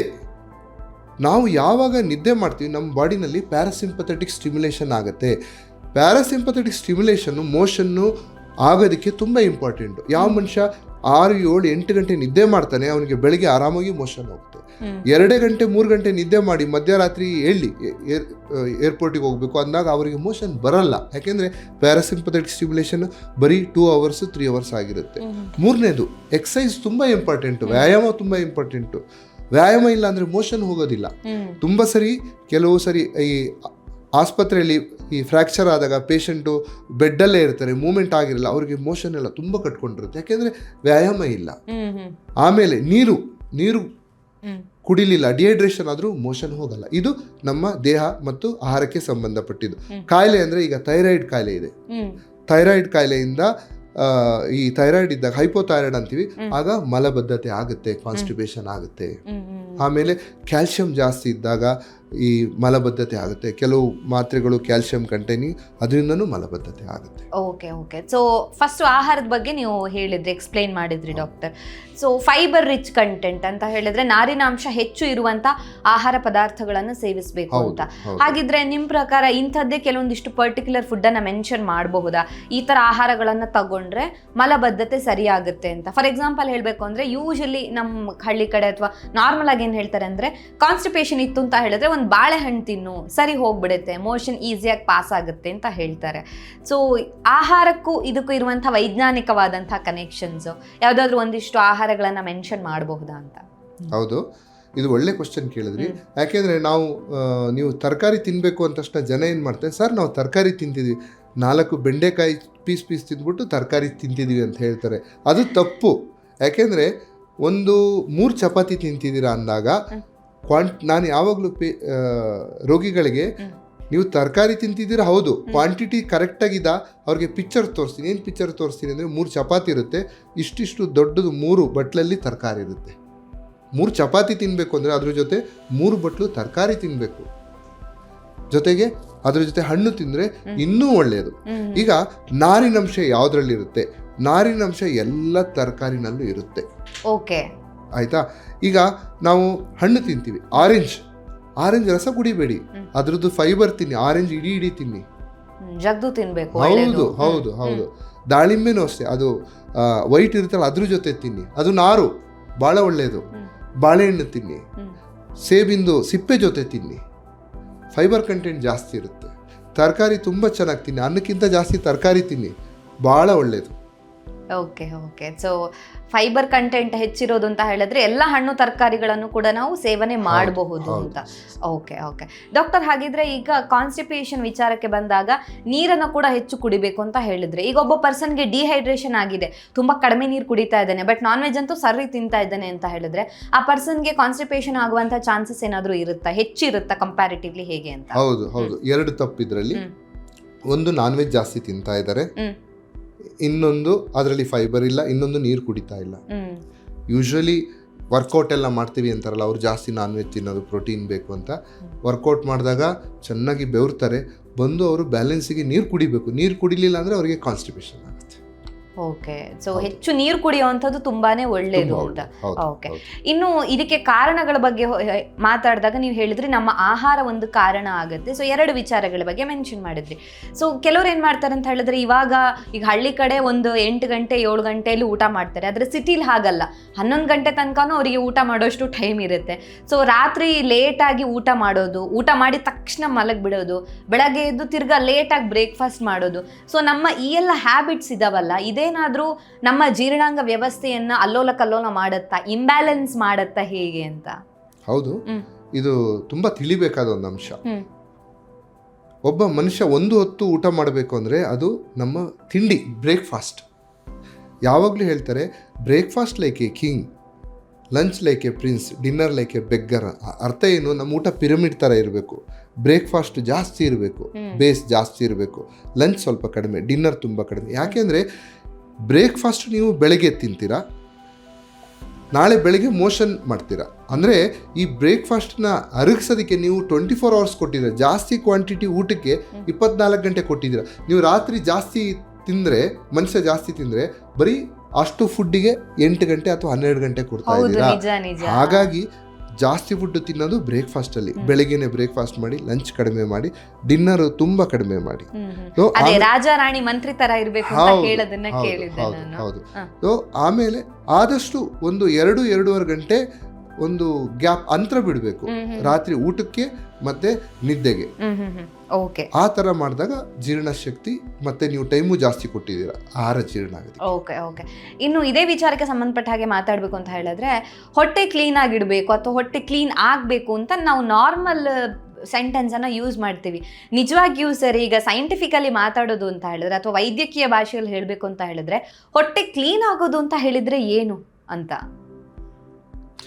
ನನ್ನ ಪ್ರಕಾರ ಒಬ್ಬೊಬ್ರದ್ದು ಒಂದೊಂಥರ ಹೊಟ್ಟೆ ಕ್ಲೀನ್ ಅಂತಂದ್ರೆ. ನನ್ನ ಪ್ರಕಾರ ಹೊಟ್ಟೆ ಕ್ಲೀನ್ ಅಂತಂದ್ರೆ, ಒಬ್ಬ ಮನುಷ್ಯ ನಾನು ಹೇಳಿದಾಗೆ ಫೈಬರ್ ಎಲ್ಲ ತಿನ್ಕೊಂಡು ಬೆಳಿಗ್ಗೆ ಒಂದು ಮೋಷನ್ ನೀವು ಹೋಗಿ ಇನ್ ಬಿಟ್ವೀನ್ ಯಾವಾಗ್ಲಾದ್ರು ಬಂದು ಮೋಷನ್ ಹೋಗಿ ಅವನಿಗೆ ಹೊಟ್ಟೆ ಅನ್ನೋ ಒಂದು ತಿಳಿಬಾರ್ದು, ಹೊಟ್ಟೆ ಇದೆ ಅನ್ನೋದು ಅರಿವೇ ಆಗ್ಬಾರ್ದು. ಕೆಲಸ ಮಾಡ್ಬೇಕಾದ್ರೆ ಹೊಟ್ಟೆ ಉಬ್ಬರ ಆಗ್ತಿದೆ, ಗುಡುಗುಡು ಅಂತಿದೆ ಅಥವಾ ಏನಾದರೂ ಹಿಂಸೆ ಕೊಡ್ತಿದೆ, ಅದು ಹೊಟ್ಟೆ ಕ್ಲೀನ್ ಅಲ್ಲ. ಇದಕ್ಕೆ ನಮ್ಮ ಫುಡ್ ಹ್ಯಾಬಿಟ್ಸು, ಅಲ್ಲಿರೋ ಒಂದು ಬ್ಯಾಕ್ಟೀರಿಯಾ ತುಂಬಾ ರೋಲ್ ಪ್ಲೇ ಮಾಡುತ್ತೆ. ನನ್ನ ಪ್ರಕಾರ ಹೊಟ್ಟೆ ಕ್ಲೀನ್ ಇದೆ ಅಂದ್ರೆ ಹಾಗೆ. ಇನ್ನು ಕೆಲವರು ಹೇಳ್ತಾರೆ ಟೀ ಕಾಫಿ ಕುಡಿದ್ರೇನೆ ನನಗೆ ಮೋಷನ್ ಪಾಸ್ ಆಗೋದು, ಬೆಳಗ್ಗೆ ಎದ್ದ ತಕ್ಷಣ ಬ್ರಷ್ ಮಾಡಿ ಆದ್ಮೇಲೆ ಟೀ ಅಥವಾ ಕಾಫಿ ಕುಡಿಬೇಕು, ಅದಾದ್ಮೇಲೆ ಮೋಷನ್ ಹೋಗುತ್ತೆ ಅಂತ. ಸೊ ಈ ಪ್ರಾಬ್ಲಮ್ ನಮ್ಮ ಹೊಟ್ಟೆಲಿರೋದು ಅಥವಾ ಮೈಂಡಲ್ಲಿ ಇರೋದಾ ಅನ್ನೋ ಒಂದು ಕನ್ಫ್ಯೂಷನ್ ಇದೆ ಡಾಕ್ಟರ್. ಇದು ನಮ್ಮ ಬಾಡಿಯ ಒಂದು ರಿಫ್ಲೆಕ್ಸ್. ನಾವು ಇದಕ್ಕೆ ಗ್ಯಾಸ್ಟ್ರೋಕೋಲಿಕ್ ರಿಫ್ಲೆಕ್ಸ್ ಅಂತ ನಾವು ಹೇಳ್ತೀವಿ. ನಾವು ಯಾವಾಗ ನಮ್ಮ ಟೀ ಕುಡಿದಾಗ, ಬೆಳಗ್ಗೆ ಎದ್ದು ಟೀ ಕುಡಿತೀವಿ, ಆವಾಗ ಏನಾಗುತ್ತೆ, ಟೀ ಹೊಟ್ಟೆಗೆ ಹೋಗುತ್ತೆ. ಟೀ ಹೊಟ್ಟೆಗೆ ಹೋದ ತಕ್ಷಣ ಸಿಗ್ನಲ್ಲು ಬ್ರೈನಿಗೆ ಹೋಗುತ್ತೆ, ಹೊಟ್ಟೆಯಿಂದ ಊಟ ಬಂದಿದೆ, ಏನೋ ಆಹಾರ ಬಂದಿದೆ. ಈಗ ಏನು ಕೆಳಗಡೆ ಏನೇನು ರೆಕ್ಟಮ್ ಅಥವಾ ಮೋಷನ್ ಹೋಗೋ ಜಾಗದಲ್ಲಿ ಏನು ಕಲೆಕ್ಟ್ ಆಗಿದೆ ಮೋಷನ್, ಅದೆಲ್ಲ ಹೊರಗೋಗ್ಲಿ. ಯಾಕೆಂದ್ರೆ ಎರಡಕ್ಕೂ ಜಾಗ ಇಲ್ಲ. ಹಾಗಾಗಿ ಅದಕ್ಕೆ ನಾವು ಗ್ಯಾಸ್ಟ್ರೋಕೋಲಿಕ್ ರಿಫ್ಲೆಕ್ಸ್ ಅಂತೀವಿ.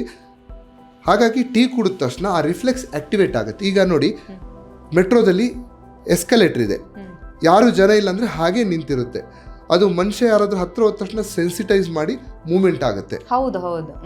ಓಕೆ, ಅದೇ ಥರ ನಮ್ಮ ಒಂದು ಕರಳು ಒಂಥರ ಎಸ್ಕಲೇಟರ್ ಇದ್ದಂಗೆ, ಯಾವಾಗ ಟೀ ಒಳಗೆ ಹೋಗುತ್ತೆ ಹೊಟ್ಟೆಗೆ, ಹೊಟ್ಟೆ ಸೆನ್ಸಿಟೈಸ್ ಮಾಡುತ್ತೆ ಬ್ರೈನ್ಗೆ, ಬ್ರೈನಿಂದ ಸಿಗ್ನಲ್ ಹೋಗುತ್ತೆ, ಕರಳುಗಳೆಲ್ಲ ಮೂವ್ಮೆಂಟ್ ಶುರು ಆಗುತ್ತೆ, ಮೋಷನ್ ಹೊರಗೆ ಹೋಗುತ್ತೆ. ಇದು ನಾರ್ಮಲ್ ಗ್ಯಾಸ್ಟ್ರೋಕೋಲಿಕ್ ರಿಫ್ಲೆಕ್ಸ್. ಇದು ಬಾಡಿಯ ನಾರ್ಮಲ್ ರಿಫ್ಲೆಕ್ಸ್. ಏನು ಒಂದು ಆಹಾರ ಹೋದಾಗ ಅಲ್ಲಿ ಆಕ್ಟಿವೇಟ್ ಆಗುತ್ತೆ ನಮ್ಮ ಬ್ಯಾಕ್ಟೀರಿಯಾಗಳು ಅಂತ. ಓಕೆ, ಮೋಷನ್ ಇದೆ, ಟೀನು ಇದೆ ಅಂದ್ರೆ ಪ್ರೆಷರ್ ಜಾಸ್ತಿ ಆಗುತ್ತೆ. ಬಾಡಿ ಒಂದು ಮೆಕ್ಯಾನಿಸಮ್ ಪ್ರೆಷರ್ನ ಕಡಿಮೆ ಮಾಡೋದಕ್ಕೆ ಮೋಷನ್ನ ಕಳಿಸುತ್ತೆ, ಗ್ಯಾಸ್ಟ್ರೋಕೋಲಿಕ್ ರಿಫ್ಲೆಕ್ಸ್ ಅಂತ. ಈ ಹಸುಗಳಿಗೆ ಮತ್ತೆ ಈ ಕುದುರೆಗಳಿಗೆ ಊಟ ಕೊಟ್ಟ ತಕ್ಷಣ ಅದು ಮೋಷನ್ ಪಾಸ್ ಮಾಡುತ್ತೆ. ಇದೆ ಗ್ಯಾಸ್ಟ್ರೋಕೋಲಿಕ್ ರಿಫ್ಲೆಕ್ಸ್. ನಾರ್ಮಲ್ ಇದು ಮೈಂಡ್ದಲ್ಲ, ಇದು ನಾರ್ಮಲ್, ಕಾಯಿಲೆ ಅಲ್ಲ.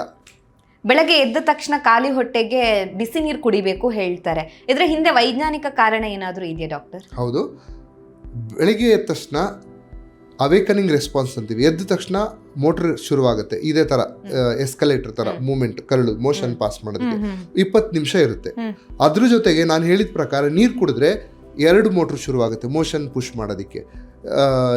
ಬ್ರಷ್ ಮಾಡಿ ನೀರು ಕುಡಿದ ತಕ್ಷಣ ಗ್ಯಾಸ್ಟ್ರೋಕೊಲಿಕ್ ರಿಫ್ಲೆಕ್ಸ್ ಅಂತ ಇನ್ನೊಂದು ಮೋಟ್ರ್ ಶುರುವಾಗುತ್ತೆ. ಎರಡು ಮೋಟ್ರು ಸೇರಿಕೊಂಡು ಕರುಳಲ್ಲಿ ಮೋಷನ್ನ ಪುಷ್ ಮಾಡಿದ್ರೆ ಮೋಷನ್ ಆರಾಮಾಗಿ ಹೋಗುತ್ತೆ, ಇರೋ ಮೋಷನ್ ಎಲ್ಲ ಖಾಲಿ ಆಗುತ್ತೆ, ಇಡೀ ದಿನ ಕಂಫರ್ಟೇಬಲ್. ಹಾಗಾಗಿ ಬೆಳಗ್ಗೆ ಎದ್ದು ಬ್ರಷ್ ಮಾಡಿ 2-3 ಗ್ಲಾಸ್ ಕುಡೀರಿ ನೀರು, ಆವಾಗ ಮೋಷನ್ ಆರಾಮಾಗಿ ಹೋಗುತ್ತೆ. Okay okay. ಸೊ ಮೋಷನ್ ಆರಾಮ್ಸೆ ಹೋಗಬೇಕು ಅಂತ ಹೇಳಿದ್ರೆ ಬೆಳಗ್ಗೆ ಎದ್ದು ಬಿಸಿನೀರು ಕುಡಿಬೇಕು ಅಂತ. ಬಿಸಿನೀರಾಯ್ತು, ತಣ್ಣೀರಾಯ್ತು, ಯಾವ್ದಾದ್ರೂ ಕುಡೀರಿ, ನೋ ಪ್ರಾಬ್ಲಮ್. ಹೊಟ್ಟೆ ಒಳಗೆ ಹೋಗ್ಬೇಕು ಏನಾದ್ರು. ಖಾಲಿ ಹೊಟ್ಟೆಗೆ ಬಿಸಿನೀರು ಕುಡಿಬೇಕು ಅಂತ. ಆದ್ರೆ ಕೆಲವರು ಖಾಲಿ ಹೊಟ್ಟೆಗೆ ಟೀ ಕಾಫಿ ಕುಡಿತಾರಲ್ವಾ, ಅದು ಪ್ರಾಬ್ಲಮ್ ಆಗಲ್ವಾ? ಏನಾಗಲ್ಲ, ಏನು ಆಗಲ್ಲ. ಯಾಕಂತ ಹೇಳಿದ್ರೆ ಕೆಲವರು ಹೇಳ್ತಾರೆ ನೀರು ಕುಡಿಯೋದು ಒಳ್ಳೇದಾದ್ರೆ ಖಾಲಿ ಹೊಟ್ಟೆಗೆ ಟೀ ಕಾಫಿ ಕುಡಿಬಾರ್ದು ಹೇಳ್ತಾರೆ, ಬಟ್ ಕುಡಿಬಹುದು, ಏನು ಸಮಸ್ಯೆ ಆಗೋದಿಲ್ಲ ಅಂತನಾ? ಇದು ಪರ್ಸನ್ ಟು ಪರ್ಸನ್ ವೇರಿ ಆಗುತ್ತೆ ಮನುಷ್ಯನಿಂದ. ಕೆಲವರಿಗೆ ಬೆಳಿಗ್ಗೆ ಟೀ ಕಾಫಿ ಕುಡಿದ್ರೆ ಅವ್ರ ಹೊಟ್ಟೆ ತಡ್ಕೊಳ್ಳುತ್ತೆ, ನೋ ಪ್ರಾಬ್ಲಮ್. ಕೆಲವರಿಗೆ ಹೊಟ್ಟೆ ತಡ್ಕೊಳ್ಳಲ್ಲ, ಉರಿಯುತ್ತೆ ಅಂತಾರೆ, ಅವ್ರು ಕುಡಿಬಾರ್ದು. ಹೊಟ್ಟೆ ಒಂಥರ ಗುಳು ಸೌಂಡ್ ಆಗೋದು, ಎದೆ ಉರಿ ಬರೋದು, ಆ ತರ ಅವ್ರು ತಗೋಬಾರ್ದು. ಹಾಗೆ ಆ ತರ ಅವರಿಗೆ ಸುಟೇಬಲ್ ಆದ್ರೆ ತಗೊಳ್ಳಿ, ಇಲ್ಲ ಅಂದ್ರೆ ಫೋರ್ಸ್ ಇಲ್ಲ, ತಗೊಳ್ಳೋದು ಬೇಡ, ನೀರು ಕುಡಿಲಿ. ಹಾಗಿದ್ರೆ ಈ ಮಲಬದ್ಧತೆ ಹಾಗೇನೆ ಪೈಲ್ಸ್ ಕನೆಕ್ಷನ್ಸ್ ಏನಾದ್ರೂ ಇದೆಯಾ ಡಾಕ್ಟರ್? ಅಂದ್ರೆ ಕಾನ್ಸ್ಟಿಪೇಷನ್ ಅನ್ನ ನಾವು ನೆಗ್ಲೆಕ್ಟ್ ಮಾಡಿದ್ರೆ ಫ್ಯೂಚರ್ ಅಲ್ಲಿ ಅದು ಪೈಲ್ಸ್ ಗೆ ತಿರುಗುವಂತ ಸಾಧ್ಯತೆ ಏನಾದ್ರೂ ಇದೆಯಾ ಅಂತ? ಹೌದು, ಪೈಲ್ಸ್ ಯಾಕೆ ಆಗುತ್ತೆ ಅಂದ್ರೆ ಟಾಯ್ಲೆಟ್ ಅಲ್ಲಿ ಜಾಸ್ತಿ ಹೊತ್ತು ಕೂತ್ಕೊಂಡು ಪ್ರೆಷರ್ ಹಾಕಿದಾಗ ಅಲ್ಲಿರೋ ಒಂದು ವೇನ್ಸ್ ದೊಡ್ಡದಾಗುತ್ತೆ. ಪ್ರೆಷರ್ ಇಂದ ದೊಡ್ಡದಾಗಿ ಅಲ್ಲಿಂದ ಬ್ಲೀಡಿಂಗ್ ಶುರು ಆಗುತ್ತೆ. ಅದರಿಂದ ನಾವು ಪೈಲ್ಸ್ ಅಂತ ನಾವು ಹೇಳ್ತೀವಿ. ಅದು ಹೊರಗೆ ಬರುತ್ತೆ, ಕಾಣುತ್ತೆ, ಹೊರಗೆ ಬ್ಲೀಡಿಂಗ್ ಆಗುತ್ತೆ, ಇದನ್ನೇ ಪೈಲ್ಸ್ ಅಂತ. ಇದು ಪ್ರೆಷರ್ ಹಾಕೋದ್ರಿಂದ ನಾವು ಟಾಯ್ಲೆಟ್ ಅಲ್ಲಿ ಕೂತ್ಕೊಂಡು ಪ್ರೆಷರ್ ಹಾಕಿ ಈ ತರ. ಓಕೆ. ಸೊ ಟಾಯ್ಲೆಟ್ ಬಗ್ಗೆ ಮಾತಾಡಿದ್ರಿ, ಇಂಡಿಯನ್ ಟಾಯ್ಲೆಟ್ ಬೆಸ್ಟಾ ಅಥವಾ ನಮ್ಗೆ ವೆಸ್ಟರ್ನ್ ಟಾಯ್ಲೆಟ್ ಬೆಸ್ಟಾ ಅಂತ ಮೋಷನ್ ಪಾಸ್ ಮಾಡೋದಕ್ಕೆ? ಮೋಷನ್ ಪಾಸ್ ಮಾಡೋದಕ್ಕೆ Indian toilet is the ideal best toilet. ನಾವು ಏನು ಹೇಳ್ತೀವಿ, ಈಗ ಕೆಲವರು ಮನೇಲಿ ಇಂಡಿಯನ್ ಟಾಯ್ಲೆಟ್ ಇಲ್ಲ, ವೆಸ್ಟರ್ನ್ ಟಾಯ್ಲೆಟೇ ಇರುತ್ತೆ, ಅವ್ರಿಗೆ ನಾವೇನು ಹೇಳ್ತೀವಿ, ನೀವು ವೆಸ್ಟರ್ನ್ ಟಾಯ್ಲೆಟಲ್ಲಿ ಇಂಡಿಯನ್ ಟಾಯ್ಲೆಟ್ ಥರ ಕೂತ್ಕೊಳ್ಳಿ. ಹೆಂಗೆ ಕೂತ್ಕೊಳ್ಳೋದು ಅಂದರೆ ಈ ಕಾಲು ಕೆಳಗೆ ಒಂದು ಸ್ಟೂಲ್ ಇಟ್ಕೋಬೇಕು. ಸ್ಟೂಲ್ ಇಟ್ಕೊಂಡು ಮಂಡಿ ಮೇಲ್ ಮಾಡಿಕೊಂಡು ದೇಹ ಹಿಂಗೆ ಮುಂದೆ ಬಗ್ಸಿ ಅಂತ ಹೇಳ್ತೀವಿ ನಾವು. ಸೊ ಅದು ವೆಸ್ಟರ್ನ್ ಟಾಯ್ಲೆಟಲ್ಲಿ ಇಂಡಿಯನ್ ಟಾಯ್ಲೆಟ್ ಥರ ಕೂತ್ಕೊಳ್ಳೋದು. Indian toilet is the best. ಅದರಲ್ಲಿ ಆ ಆ್ಯಂಗುಲೇಷನು ಎಲ್ಲ ಚೆನ್ನಾಗಾಗುತ್ತೆ, ಜೊತೆಗೆ ಈ ಅಬ್ಡಮನ್ಗೆ ಪ್ರೆಷರ್ ಬೀಳೋದ್ರಿಂದ ಮೋಷನ್ ಈಸಿಯಾಗಿ ಹೋಗುತ್ತೆ. ಸೊ ಮೋಷನ್ ಅನ್ನ ಪುಷ್ ಮಾಡೋದಕ್ಕೆ ಕಂಪ್ಯಾರಿಟಿವ್ಲಿ ವೆಸ್ಟರ್ನ್ ಟಾಯ್ಲೆಟ್ ಗಿಂತ Indian toilet is the best. ಈ ಸ್ಟ್ರೆಸ್ ಹಾಗೇನೆ ಕಾನ್ಸ್ಟಿಪೇಷನ್ಗೆ ಕನೆಕ್ಷನ್ಸ್ ಇದೆಯಾ? ಸೊ ನಾವು ಇದ್ರ IBS ಬಗ್ಗೆ ಮಾತಾಡ್ಬೇಕಾದ್ರೂ ಹೇಳಿದ್ರಿ. ಸೊ ಈ ವಿಚಾರಕ್ಕೆ ಸಂಬಂಧಪಟ್ಟ ಹಾಗೆ ಹೇಳೋದಾದ್ರೆ? ಹೌದು, ತುಂಬ ಸ್ಟ್ರೆಸ್ ಇದ್ದಾಗ ಕೆಲವು ಟೈಮ್ ಮಲಬದ್ಧತೆ ಆಗುತ್ತೆ. ಆದರೆ ಎಷ್ಟು IBSಗೆ ಕನೆಕ್ಷನ್ ಇದೆ ಸ್ಟ್ರೆಸ್ಸು, ಇದು ಕಾನ್ಸ್ಟಿಪೇಷನ್ಗೆ ಸ್ಟ್ರೆಸ್ಸು ಕನೆಕ್ಷನ್ಸ್ ಇಲ್ಲ. Okay okay. ಇನ್ನು ಕೂತಲ್ಲೇ ಹೆಚ್ಚು ಹೊತ್ತು ಕೂರೋ ಅಂಥದ್ದು, ಫೋನ್ ಸ್ಕ್ರೋಲ್ ಮಾಡೋ ಅಂಥದ್ದು, ಅಥವಾ ವಾಶ್ರೂಮಲ್ಲೇ ಫೋನ್ ಜಾಸ್ತಿ ಯೂಸ್ ಮಾಡೋ ಅಂಥದ್ದು, ಇದೆಲ್ಲನೂ ಸೈಡ್ ಎಫೆಕ್ಟ್ಸ್ ಆಗುತ್ತಾ ನಾವು ಮೋಷನ್ ಪಾಸ್ ಮಾಡೋದಕ್ಕೆ? ಹೌದು ನೋಡಿ, ಇಂಪಾರ್ಟೆಂಟ್ ಮೋಷನ್ ಪಾಸ್ ಮಾಡೋದಕ್ಕೆ ಒಂದು ಊಟ, ನಿದ್ದೆ, ಎಕ್ಸಸೈಸ್, ನೀರು ಕುಡಿಯೋದು. ಈಗ ಆ್ಯಕ್ಟಿವಿಟಿ ಇಲ್ಲ ಅಂದರೆ ಮಲಬದ್ಧತೆ ಆಗುತ್ತೆ. ಪೇಷಂಟು ಬರ್ತಾರೆ, ಮೂಳೆ ಫ್ರ್ಯಾಕ್ಚರ್ ಆಗುತ್ತೆ, ಬೆಡ್ಡಲ್ಲಿ ಇರ್ತಾರೆ, ಮೋಷನ್ನೇ ಪಾಸ್ ಮಾಡಲ್ಲ. ಇನ್ನೊಂದು, ಇದು ಟಾಯ್ಲೆಟಿಗೆ ಮೊಬೈಲು ಯಾವತ್ತೂ ತಗೊಂಡು ಹೋಗಬಾರ್ದು. ನಾನು ಹೇಳಿದ್ನಲ್ಲ, ಮೋಷನ್ ಪಾಸ್ ಮಾಡೋದು ಒಂದು ಆರ್ಟು, ಅಷ್ಟು ಸುಲಭ ಅಲ್ಲ. ಇದು ಪ್ರಾಕ್ಟೀಸ್ ಮಾಡಿ ಕೆಲವರಿಗೆ ಜೀವನ ಇಡೀ ಅವರಿಗೆ ಪೈಲ್ಸು ಫಿಷರ್ ಅಂದರೆ ಗೊತ್ತೇ ಇರಲ್ಲ. ಕೆಲವರಿಗೆ ಪೈಲ್ಸ್ ಇರುತ್ತೆ, ಆಪ್ರೇಷನ್ ಮಾಡಿಸ್ಕೊಳ್ತಾರೆ, ಮತ್ತೆ ರಿಪೀಟ್ ಆಗುತ್ತೆ, ನರಳುತ್ತಾನೆ. ಯಾಕೆಂದರೆ ಅವ್ರು ಕಲ್ತಿಲ್ಲ, ಆರ್ಟ್ ಆಫ್ ಪಾಸಿಂಗ್ ಮೋಷನ್ ಕಲ್ತಿಲ್ಲ ಅವರು. ಸೊ ಇದಕ್ಕೆ ನಾವು ಕಾನ್ಸಂಟ್ರೇಟ್ ಮಾಡಬೇಕಾಗುತ್ತೆ. ಅದರಲ್ಲಿ ಆ್ಯನಲ್ ಸ್ಪಿಂಕ್ಟರ್ನ ರಿಲ್ಯಾಕ್ಸ್ ಮಾಡಬೇಕಾಗುತ್ತೆ, ಪ್ರೆಷರಲ್ಲಿ ಮೋಷನ್ನ ಪುಷ್ ಮಾಡಬೇಕಾಗುತ್ತೆ, ಪೆಲ್ವಿಕ್ ಮಸಲ್ಸ್ ಎಲ್ಲ ಕೋಆರ್ಡಿನೇಟ್ ಮಾಡಬೇಕಾಗುತ್ತೆ. ನೀವು ಮೊಬೈಲ್ ನೋಡಿಕೊಂಡು ರೀಲ್ಸ್ ನೋಡ್ಕೊಂಡು ಕೂತ್ಕೊಂಡ್ರೆ ಕಾನ್ಸಂಟ್ರೇಟ್ ಮಾಡೋಕ್ಕಾಗಲ್ಲ. ಹೇಗೆ ಮೊಬೈಲ್ ನೋಡ್ಕೊಂಡು ನಾವು ಚಿತ್ರ ಬಿಡ್ಸೋಕ್ಕಾಗಲ್ಲ, ಮೊಬೈಲ್ ನೋಡ್ಕೊಂಡು ಮ್ಯೂಸಿಕ್ ಬಾರ್ಸೋಕ್ಕಾಗಲ್ಲ, ಹಾಗೆ ಇದು ಒಂದು ಆರ್ಟ್, ಮಾಡೋಕ್ಕಾಗಲ್ಲ. ಹಾಗಾಗಿ ಮೊಬೈಲ್ ತಗೊಂಡು ಹೋಗಲೇಬಾರ್ದು ಟಾಯ್ಲೆಟ್ಗೆ, ಮೊಬೈಲ್ ಹೊರಗೆ ಇರಬೇಕು. Okay okay. So motion pass ಮಾಡಬೇಕಾದ್ರೂ ಕೂಡ ಅದರದ್ದೇ ಆದಂತ ಟೈಮ್ ಅನ್ನ ನಾವು ಕೊಡಬೇಕು ಅಂತ. So body mind gut brain connections ಅಲ್ಲೂ ಇರುತ್ತೆ ಅಲ್ವಾ? ನಮ್ಮ ಮೈಂಡ್ ಅಲ್ಲಿ ಕಾನ್ಸಂಟ್ರೇಟ್ ಮಾಡಿ ಸ್ಪಿಂಕ್ಟರ್ನ ರಿಲ್ಯಾಕ್ಸ್ ಮಾಡಬೇಕು, ಮೋಷನ್ನ ಪುಷ್ ಮಾಡಬೇಕು. ನನಗನ್ಸುತ್ತೆ ಎಲ್ಲರ ಮನೆಯಲ್ಲೂ ನೋ ಮೊಬೈಲ್ ಅಂತ ಹಾಕಬೇಕು ಟಾಯ್ಲೆಟ್ಗೆ ಅಂತ ಕಾಣುತ್ತೆ. Okay okay. ಸೊ ನಾವು ಉಪವಾಸ ಮಾಡೋದಕ್ಕೂ ನಮ್ಮ ಕಾನ್ಸ್ಟಿಪೇಷನ್ಗೂ ಏನಾದರೂ ಕ್ಲೋಸ್ಡ್ ಕನೆಕ್ಷನ್ ಇದೆಯಾ? ಅಂದ್ರೆ ಉಪವಾಸ ಮಾಡಿದ್ವಿ ಅಂತ ಹೇಳಿದ್ರೆ ನಮ್ಮ ಮಲವಿಸರ್ಜನೆಗೆ ಅದು ಉಪಯೋಗ ಆಗತ್ತೆ ಅಂತ ಹೇಳೋದಕ್ಕೆ ಸಾಧ್ಯ ಆಗುತ್ತೆ ಡಾಕ್ಟರ್? ಆ್ಯಕ್ಚುಲಿ ಕನ್ನಡದಲ್ಲಿ ಹೇಳ್ತಾರೆ ತಿಂದ ಹಾಗೆ ಲದ್ದಿ ಅಂತ. ನಾವು ಉಪವಾಸ ಮಾಡಿದ್ರೆ ಊಟ ಏನು ಹೋಗಲ್ಲ, ಮೋಷನ್ ಪ್ರೊಡ್ಯೂಸ್ ಆಗಲ್ಲ. ನಾವು ಎಕ್ಸ್ಪೆಕ್ಟ್ ಮಾಡಬಾರ್ದು ಮೋಷನ್ ಬರುತ್ತೆ ಅಂತ. ಕೆಲವು ಬಾರಿ ಏನಾಗುತ್ತೆ, ಹಾಸ್ಪಿಟ್ಲಲ್ಲಿ ಪೇಷಂಟನ್ನು ನಾವು 3 ದಿನ ಗ್ಲೂಕೋಸಲ್ಲೇ ಇಟ್ಬಿಡ್ತೀವಿ, IV ಫ್ಲೂಯಿಡ್, ಊಟ ಕೊಡಲ್ಲ. ಪೇಷಂಟ್ ಕೇಳ್ತಾರೆ, ಸರ್ ಮೋಷನ್ ಬಂದಿಲ್ಲ, ಮೋಷನ್ ಬರಲ್ಲ, ಊಟ ಏನು ಹೊಟ್ಟೆಗೆ ಕರಳಿಗೆ ಹೋಗಿಲ್ಲ ಅಂದರೆ ಮೋಷನ್ನು ಬರೋದಿಲ್ಲ ಅಂತ. ಆದರೆ ಉಪವಾಸ, ಈಗ ಏಕಾದಶಿ ಕೆಲವೆಲ್ಲ ಉಪವಾಸ ಮಾಡ್ತೀವಲ್ಲ, ತುಂಬ ಒಳ್ಳೆಯದು. ಅದರಲ್ಲಿ ರಿಸೆಟ್ ಆಗುತ್ತೆ, ಬಾಡಿ ಗಟ್ಟೆಲ್ಲ ರಿಸೆಟ್ ಆಗುತ್ತೆ. ಉಪವಾಸ ಮಾಡೋದು ಒಳ್ಳೆಯದು. ಆದರೆ ಯಾವಾಗ ಊಟ ಹೋಗಲ್ಲ ಅವಾಗ ಮೋಷನ್ನು ಬರಲ್ಲ. ಇದು ಸ್ವಾಭಾವಿಕ, ಇದನ್ನ ನಾವು ಕಾಯಿಲೆ ಅಂತ ತಿಳ್ಕೊಬಾರ್ದು. ಓಕೆ. ಹಾಗಿದ್ರೆ ಈ ಮಲಬದ್ಧತೆಗೆ ಮನೆ ಮದ್ದು ಏನಾದರೂ ವರ್ಕ್ ಆಗುತ್ತಾ? ಹೋಮ್ ರೆಮಿಡೀಸ್ ಏನಾದರೂ ಹೇಳ್ಬೋದಾ? ಯಾಕಂದ್ರೆ ಯಾರು ಫಸ್ಟಿಗೆ ಆಸ್ಪತ್ರೆಗೆ ಹೋಗೋದಿಲ್ಲ, ಡಾಕ್ಟರ್ ನಂಗೆ ಹಿಂಗಾಯ್ತು ಅಂತ. ಮನೇಲಿ ಏನಾಗುತ್ತೆ ಅಂತ ನೋಡ್ಬಿಟ್ಟು ಅದಾದ್ಮೇಲೆ ಯಾವುದು ಆಗಿಲ್ಲ ಅಂದ್ರೆ ಮತ್ತೆ ಆಸ್ಪತ್ರೆಗೆ ಹೋಗ್ತಾರಲ್ವಾ. ಸೊ ಮನೆ ಮದ್ದು ಏನಾದರೂ ನಿಮ್ಮ ಪ್ರಕಾರ ಏನಾದರೂ ಇದೆಯಾ ಡಾಕ್ಟರ್ ಅಂತ? ಮನೆ ಮದ್ದು ಇದೆ. ಮನೆ ಮದ್ದು ಒಂದು ಡಯಟ್, ಫೈಬರ್ ಜಾಸ್ತಿ ಕೊಡಿ. ಈ ಕೆಲವರೆಲ್ಲ ಹಣ್ಣು ಚೆನ್ನಾಗಿ ತಿನ್ನಿಸ್ತಾರೆ. ಕೆಲವರು ರಾತ್ರಿ ತುಪ್ಪ ಹಾಕಿ ಕೊಡ್ತಾರೆ ಊಟಕ್ಕೆಲ್ಲ, ಆಯಿಲ್, ಅದು ಹೆಲ್ಪ್ ಮಾಡುತ್ತೆ. ಹಿಂದಿನ ಕಾಲದಲ್ಲಿ ಈ ಮಕ್ಕಳಿಗೆ ಈ ಲೂಸ್ ಮೋಷನ್ ಮಾಡೋದಕ್ಕೆ ಈ ಕಾಫಿನಲ್ಲಿ ಕ್ಯಾಸ್ಟರ್ ಆಯಿಲ್ ಎಲ್ಲ ಹಾಕಿ ಕುಡಿಸ್ತಾ ಇದ್ರು. ಅವಾಗ ಮೋಷನ್ ತುಂಬ ಹೋಗ್ತಾ ಇತ್ತು. ಸೊ ಇದು ಅಷ್ಟೇ, ಇದು ನಾವು ಸ್ಟಿಮ್ಯುಲೆಂಟ್ ಅಂತ ಹೇಳ್ತೀವಿ ಮೆಡಿಕೇಶನ್, ಕ್ಯಾಸ್ಟರ್ ಆಯಿಲ್ ಇದೆಲ್ಲ ಹಿಂದೆ ಕೊಡ್ತಿದ್ರು, ಈಗ ಕೊಡಲ್ಲ. ಸೊ ಅವೆಲ್ಲ ಔಷಧಿ, ಮನೆ ಮದ್ದು. ಮೇಯ್ನು ತರಕಾರಿ, ಹಣ್ಣು ಮತ್ತು ನೀರು ಚೆನ್ನಾಗಿ ಕುಡಿಸೋದು ಅಷ್ಟೇ. ಅದು ಬಿಟ್ಟರೆ ಇನ್ನು ಏನು ಇಲ್ಲ. ತುಪ್ಪ ಜಾಸ್ತಿ ಕೆಲವರು ಕೊಡ್ತಾರೆ, ನೀರು ಜಾಸ್ತಿ ಕೊಡ್ತಾರೆ. ಕೆಲವು ಟೈಮ್ ಹಾಲು ಕೊಟ್ಟರು ಮೋಷನ್ ಈಸಿಯಾಗಿ ಹೋಗುತ್ತೆ. ಹಾಲು ಕೊಟ್ಟರು ಹೋಗುತ್ತೆ. ಕೆಲವರಿಗೆ ಹಾಲು ಕೊಟ್ಟರೆ ತುಂಬ ಮೋಷನ್ ಆಗುತ್ತೆ. ಕೆಲವರಿಗೆ ಸ್ವಲ್ಪ ಲ್ಯಾಕ್ಟೋಸ್ ಇಂಟಾಲರೆನ್ಸ್ ಇದ್ದವರಿಗೆ ಅವ್ರಿಗೆ ಇಷ್ಟು ಕ್ವಾಂಟಿಟಿ ಕೊಟ್ಟರೆ ದಿನಕ್ಕೆ ಹೋಗುತ್ತೆ ಇಷ್ಟು ಸರಿ ಅಂತ.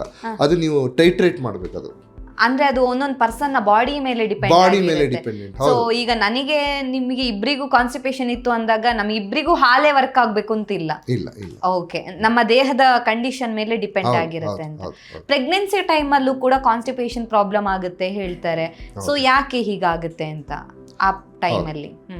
ಪ್ರೆಗ್ನೆನ್ಸಿನಲ್ಲಿ ಕಾಮನ್. ಯಾಕೆಂದ್ರೆ ಈ ಪ್ರೆಗ್ನೆನ್ಸಿನಲ್ಲಿ ಪ್ರೊಜೆಸ್ಟ್ರಾನ್ ಅಂತ ಹಾರ್ಮೋನ್ ಜಾಸ್ತಿ ಇರುತ್ತೆ.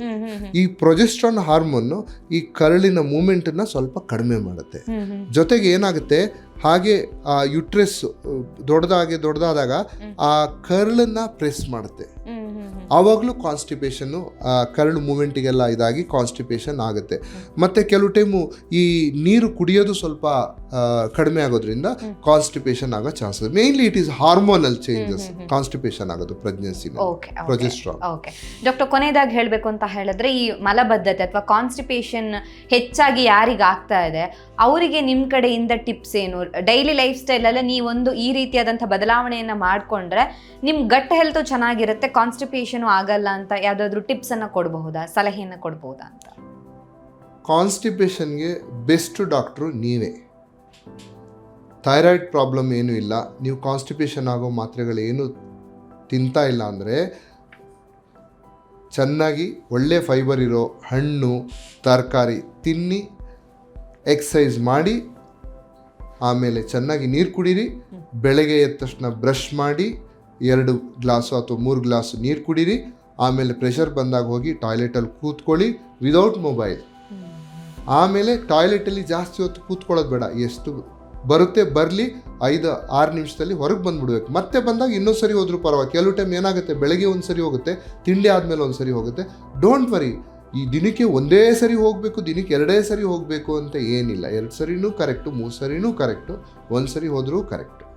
ಸೊ ಇದೆಲ್ಲ ನೀವು ಪ್ರಾಕ್ಟೀಸ್ ಮಾಡಿ. ಎಕ್ಸಸೈಸು ತುಂಬ ಇಂಪಾರ್ಟೆಂಟು. ಓಕೆ ಸರ್, ಇನ್ನೊಂದೇನು ಅಂತ ಹೇಳಿದ್ರೆ ಮಾತ್ರೆಗಳನ್ನು ತಗೊಂಡಾಗ ಕಾನ್ಸ್ಟಿಪೇಷನ್ ಆಗುತ್ತೆ ಹೇಳ್ತಾರೆ. ಈಗ ಒಬ್ಬ ವ್ಯಕ್ತಿಗೆ ಏನೋ ವಿಚಾರಕ್ಕೆ ಟ್ಯಾಬ್ಲೆಟ್ ತಗೊಳ್ತಾ ಇರ್ತಾರೆ. ಫಾರ್ ಎಕ್ಸಾಂಪಲ್ ಈಗ ಜ್ವರ ಬಂತು ಅಂತ ಇಟ್ಕೊಳ್ಳಿ, ಜ್ವರ ಬಂದ ನೆಕ್ಸ್ಟ್ ಡೇನೇ ಮೋಷನ್ ಕಲರು ಚೇಂಜ್ ಆಗಿರುತ್ತೆ. ಕೆಲವರಿಗೆ ಮೋಷನ್ ಪಾಸ್ ಮಾಡೋದಕ್ಕೂ ಒಂದು ರೀತಿ ಟೈಟ್ ಫೀಲ್ ಆಗುತ್ತೆ, ನೋವಾಗುತ್ತೆ ಹೇಳ್ತಾರೆ. ಸೊ ನಾವು ಟ್ಯಾಬ್ಲೆಟ್ ಹೆಚ್ಚು ತಗೊಳ್ಳೋದ್ರಿಂದಾಗಿ ಅದು ನಮ್ಮ ಮೋಷನ್ ಮೇಲೆ ಎಫೆಕ್ಟ್ ಆಗುತ್ತಾ ಹೇಗೆ ಅಂತ? ಎಲ್ಲ ಟ್ಯಾಬ್ಲೆಟಿಂದನೂ ಆಗಲ್ಲ. ಕೆಲವು ಕಾರ್ಡಿಯಕ್ ಮೆಡಿಕೇಶನ್ಸ್ ಇದೆ, ಅದರಿಂದ ಆಗುತ್ತೆ. ಕೆಲವು ಕ್ಯಾಲ್ಸಿಯಂ ಚಾನಲ್ ಬ್ಲಾಕರ್ಸ್ ಅಂತ ಹೇಳ್ತೀವಿ, ಅದರಿಂದೆಲ್ಲ ಕಾನ್ಸ್ಟಿಪೇಷನ್ ಆಗುತ್ತೆ. ಕೆಲವು ಮಾತ್ರೆಗಳು, ಕೆಲವು ಈ ಸಿರಪ್ ನಾವು ಕುಡಿತೀವಿ, ಏನು ಗ್ಯಾಸ್ಟ್ರಿಕ್ಕಿಗೆ ಅಂತ ಕೆಲವು ಸಿರಪ್ನ ಕುಡಿತೀವಿ, ಅದರಿಂದನೂ ಕಾನ್ಸ್ಟಿಪೇಷನ್ ಇರುತ್ತೆ. ಇದು ಡಾಕ್ಟರ್ ಹತ್ರ ಹೋದಾಗ ಅವ್ರಿಗೆ ಗೊತ್ತಾಗುತ್ತೆ, ನೀವು ಇದನ್ನು ಕಾನ್ಸ್ಟಿಪೇಷನ್ ಇದೆ, ಈ ಮಾತ್ರೆ ನಿಲ್ಲಿಸಿ ಬೇರೆ ಆಲ್ಟರ್ನೇಟಿವ್ ಕೊಡ್ತೀವಿ, ಈ ಸಿರಪ್ ನಿಲ್ಲಿಸ್ತೀವಿ ಅಂತ ಹೇಳಿ ಅವರು ಅದನ್ನು ಚೇಂಜ್ ಮಾಡ್ತಾರೆ. ಹೌದು, ಮಾತ್ರೆಯಿಂದನೂ ಆಗುತ್ತೆ. ಅದು ಡಾಕ್ಟರ್ ಗಮನಕ್ಕೆ ಬಂದಾಗ ಅದನ್ನು ಅವರು ಬದಲಾಯಿಸ್ತಾರೆ. ಅದು ನಾವು ಹೇಳಬೇಕು ಡಾಕ್ಟರ್ ಹತ್ರ, ಡಾಕ್ಟರ್ ನಮ್ಗೆ ಇದು ಪ್ರಾಬ್ಲಮ್ ಇದೆ, ಮಾತ್ರೆಯಿಂದ ಇರ್ಬೋದಾ ಅಂದಾಗ ಅವ್ರಿಗೆ ಗೊತ್ತಾಗುತ್ತೆ. Okay thank you so much doctor. ನಮ್ಮ ಇವತ್ತಿನ ಕಾರ್ಯಕ್ರಮದಲ್ಲಿ ಕಾನ್ಸ್ಟಿಪೇಷನ್ ಅಥವಾ ಮಲಬದ್ಧತೆ ವಿಚಾರಕ್ಕೆ ಸಂಬಂಧಪಟ್ಟ ಹಾಗೆ ಹೆಚ್ಚಿನ ಮಾಹಿತಿಯನ್ನು ನಮ್ಮ ಆಡಿಯನ್ಸ್ಗೆ ತಿಳಿಸ್ಕೊಟ್ಟಿದ್ದೀರಾ. ಸೊ ನಾರಿನಾಂಶವಿರುವಂಥ ಆಹಾರ ಅಥವಾ ಫೈಬರ್ ರಿಚ್ ಫುಡ್ ಏನಿದೆ ಅದನ್ನು ಹೆಚ್ಚು ತಗೋಬೇಕಾಗುತ್ತೆ. ಸೊ ವಾಶ್ರೂಮಲ್ಲಿ ಫೋನ್ ಯೂಸ್ ಮಾಡುವಂಥದ್ದು ಎಷ್ಟು ಎಫೆಕ್ಟನ್ನು ಮಾಡುತ್ತೆ, ನಾವು ಎಲ್ಲಿ ಎಡವ್ತಾ ಇದ್ದೀವಿ, ಹೆಲ್ತ್ ಬಗ್ಗೆ ಯಾಕೆ ಎಷ್ಟು ಕಾನ್ಷಿಯಸ್ ಆಗಿರಬೇಕು ಅನ್ನೋದ್ರ ಬಗ್ಗೆ ಒಂದು ಅರಿವನ್ನು ಮೂಡಿಸಿದ್ದೀರಾ ನಮ್ಮ ಆಡಿಯನ್ಸಲ್ಲಿ ಅಂತ ಹೇಳ್ಬೋದು. ಧನ್ಯವಾದ ಸರ್. ನಮ್ಮ ಇವತ್ತಿನ ಕಾರ್ಯಕ್ರಮದಲ್ಲಿ ಕಾನ್ಸ್ಟಿಪೇಷನ್ ಅಥವಾ ಮಲಬದ್ಧತೆ ವಿಚಾರಕ್ಕೆ ಸಂಬಂಧಪಟ್ಟ ಹಾಗೆ ಡಾಕ್ಟರ್ ನಮಗೆ ಹೆಚ್ಚಿನ ಮಾಹಿತಿಯನ್ನು ತಿಳಿಸ್ಕೊಟ್ಟಿದ್ದಾರೆ. ಆರೋಗ್ಯಕ್ಕೆ ಸಂಬಂಧಿಸಿದಂಥ ಹೆಚ್ಚಿನ ವಿಡಿಯೋಗಳನ್ನು ನಮ್ಮ ವಿಜಯ ಕರ್ನಾಟಕ ಹೆಲ್ತ್ ಪೇಜ್ನಲ್ಲಿ ನೀವು ನೋಡಬಹುದು.